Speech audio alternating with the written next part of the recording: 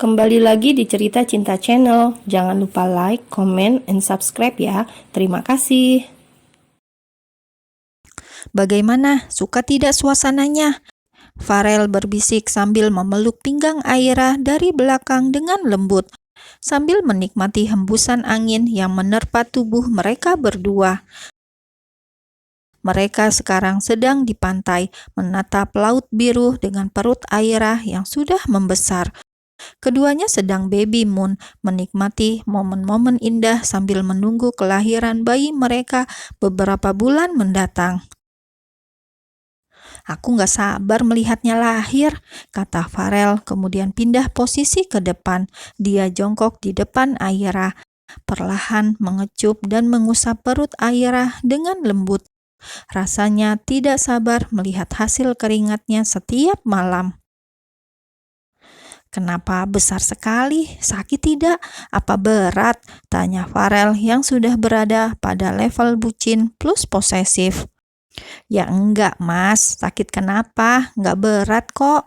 Aira tersenyum, tangannya juga ikut memegangi perutnya, mengusap dengan lembut juga. "Besar banget sayang, pasti capek kalau kemana-mana, apalagi diajak main kayak begini." Aira menggeleng. "Enggak mas, aku malah bersyukur bisa hamil anak kita, mengandung nanti sampai 9 bulan. Ini kan impian semua wanita mas." Wajah Farel berubah cerah, matanya berbinar, bibirnya mengembang, mengulas senyum. "Sekarang capek tidak? Kita ke sana ya," ajak Farel saat melihat pondok beratap daun kelapa kering. Mereka kemudian berjalan bersama ke pondok kecil yang ada di dekat sana, di mana bisa rebahan di dalam pondok sambil menghadap laut biru yang indah dan memanjakan mata. Semakin lama, cuacanya semakin cerah. Lama-lama kok panas juga. Aira mengeluarkan sesuatu dari tasnya, kemudian mengoleskan krim di tangannya. "Aku bantu." Farel langsung merebut benda itu dari tangan sang istri. Aira kemudian mengulurkan tangannya. "Jangan ke atas-atas mas, geli," ucap Aira. Dengan jahil, Farel malah mengerjai istrinya itu sampai Aira terkekeh dan tidak bisa menahan tawa. Tidak peduli hari esok akan ada badai yang menerjang, yang pasti hari ini mereka hanya ingin menikmati masa-masa bahagia mereka. Anggap saja ini adalah bulan madu kedua, ditemani calon baby yang ada di dalam perut Aira. Seminggu di Bali, mereka sudah bersenang-senang, puas menikmati liburan. Akhirnya balik lagi ke Jakarta, karena Farel juga harus bekerja, begitu juga dengan Aira. "Kapan resignnya?" tanya Farel saat mereka sarapan bersama. Farel terlihat tidak suka karena sudah hamil 6 bulan, Aira tidak mau resign. Lihat perut istrinya sudah besar begitu, rasanya tidak tega. "Bulan depan mas, aku masih ada tanggungan." "Kan bisa berikan pada rekanmu yang lain. Kamu hamil loh sayang, aku gak mau kamu kecapean." Farel terus saja mengomel. Ini karena dia begitu sayang dan perhatian pada Aira. "Gak enak mas, ini sejak awal proyeknya aku yang handle." Farel menghela nafas panjang, kemudian memasang muka cemberut. "Aku tuh gak mau kamu kelelahan, pinginnya kamu istirahat. Sudah di rumah saja." Aira langsung merajuk, ia pun merayu suaminya agar tidak marah. "Janji, aku janji habis proyek ini selesai, bulan depan aku berhenti," pinta Aira dengan wajah semanis mungkin, membuat Farel langsung luluh. Aira langsung memeluk suaminya. Farel paling gampang dibujuk, cukup bersikap sangat manis seperti kucing kecil yang menggemaskan, maka Farel akan memberikan semuanya padanya. Suatu hari, Aira hendak meeting dengan perut yang sudah besar.